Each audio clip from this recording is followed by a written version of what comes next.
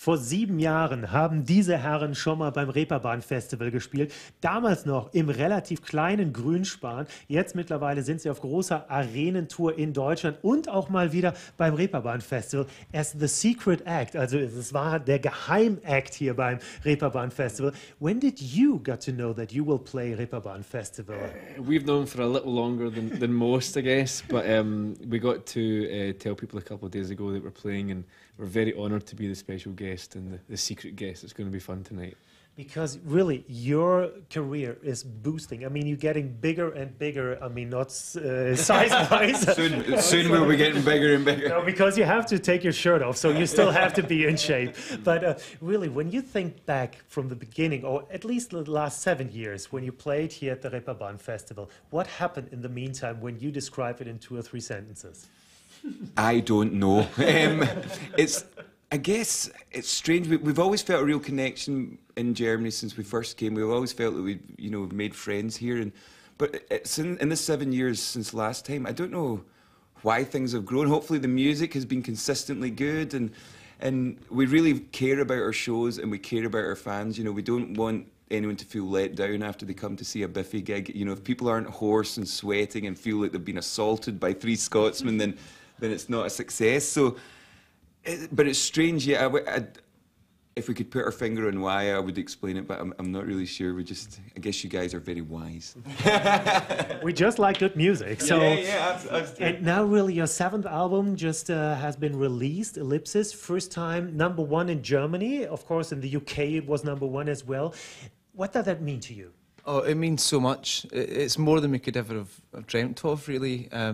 To get a #1 record in our home country is amazing, but to get #1 in Germany, I think we all agree it's even more special. You know, a place we've been coming for many years, as Simon says. We've made many friends here and fans, and I just think to do it out with your own countries is something even more special, and it is a country we love so much. So.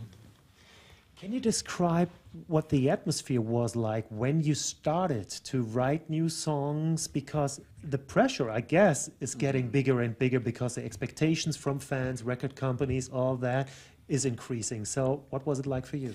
I guess there was a lot of expectation considering the last album did so well and went to #1 in the UK, and I think that's the kind of first time we'd really felt that pressure, or first time it had been overwhelming. So it took a bit longer to try and remember that the fun in this band is just the 3 of us making music together and doing it kind of almost as a hobby, and trying to kind of reignite that passion we always had as teenagers. And so there was a bit of that, but I think once the kind of a couple of great songs that Simon wrote really got us in the right path, and we started to really enjoy ourselves again and embrace the fun of it, then it all kind of flowed a bit more naturally. Mm-hmm. Because when I listen to it, I think it's so amazing that you have this powerful music, but you always have the melodies. You always come back to melodies. So when you create your songs, what do you want to achieve really with your music for yourself and for your fans? I guess on this album, we try not to think about the fans as much as we love our fans. If you start to think about what they want, then we suddenly aren't following our instincts. So that's a dangerous path. So for me, it's always the melodies are what stick around in your mind. You know, you can write a great riff, but you know what? 6 months later, it could just be a normal riff or an ordinary riff. Whereas a melody, there's a little magic attached to certain melodies. So for this album, it was all about the songs that stuck around in our brains and the songs that we were singing when we weren't playing together. And it's a much more song-based album. You know, in some of our previous records, it's been very much about the journey, and you know, we still have progressive elements in what we do, but this is our simplest record, and I think we wanted to kind of strip all the extraneous stuff from the songs and really just keep the spirit of the melody and what the melody was telling us. So there was some songs in this album we didn't play together in the practice room. You know, we would sing them together, but we wouldn't get behind the drums and guitar and bass.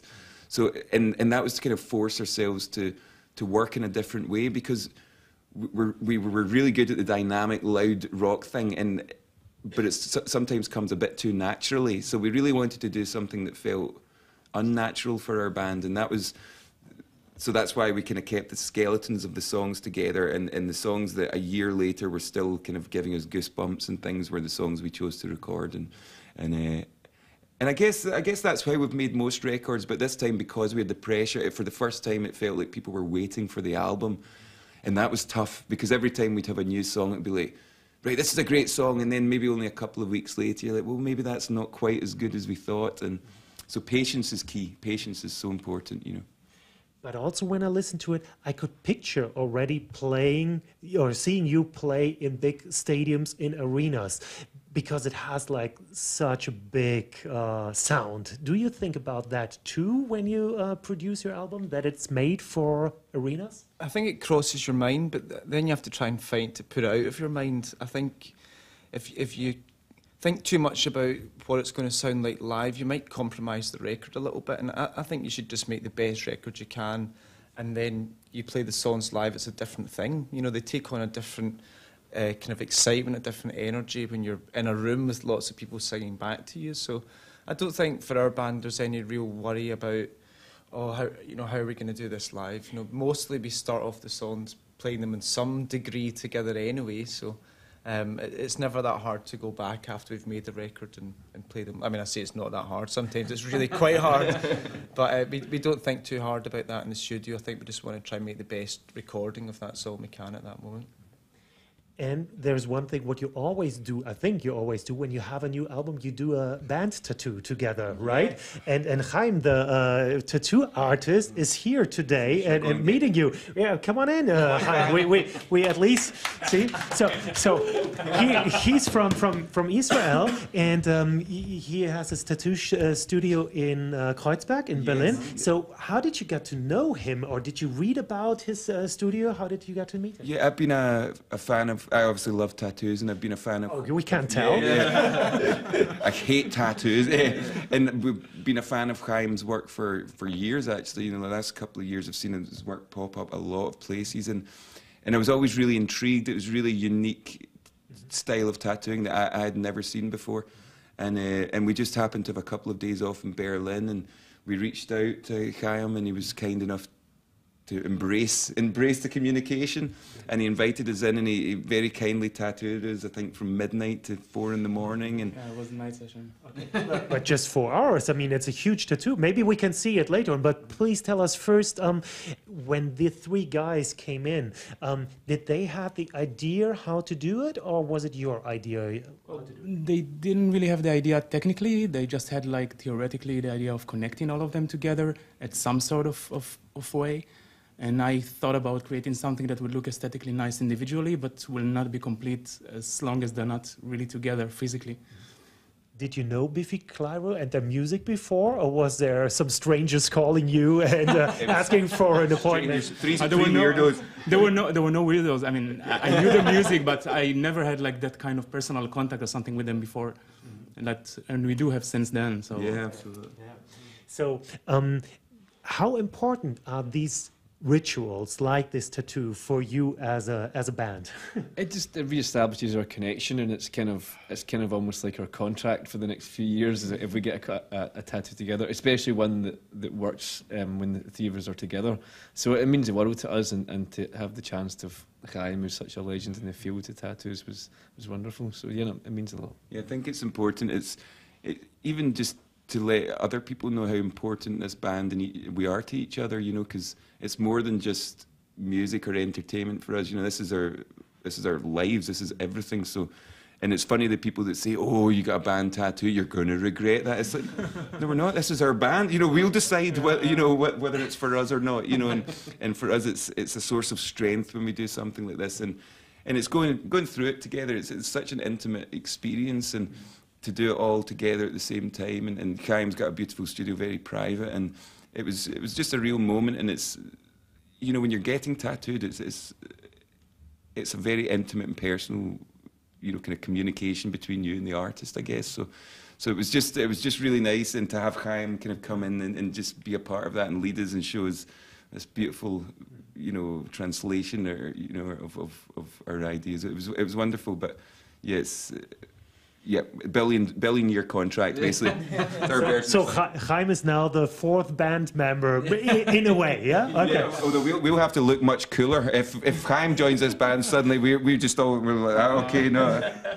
So unfortunately, you're too cool to join this band at the moment, Chaim. Is it possible to see it, or is it too private to do? Yeah? Okay, little strip action. Oh, it has to be.